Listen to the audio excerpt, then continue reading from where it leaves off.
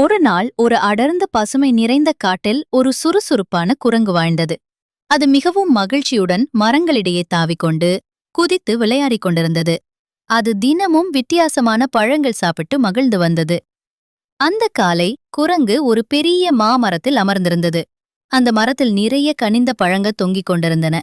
பழங்களெல்லாம் பளிச்சென திகழ்ந்தன, சிவப்பும் மஞ்சளும் கலந்த அழகான வண்ணத்தில். குரங்கு ஒரு அழகான பழத்தை கையில் பிடித்தது. அது பழத்தை ஒரு கடி கடித்தது. எக்ஸைட்டட். வாவ், இது ரொம்ப ருசி! அதே சமயம் அதற்கு எதிர்ப்புறம் மரத்தின் மேலே இன்னொரு பழம் ஒளிர்ந்தது.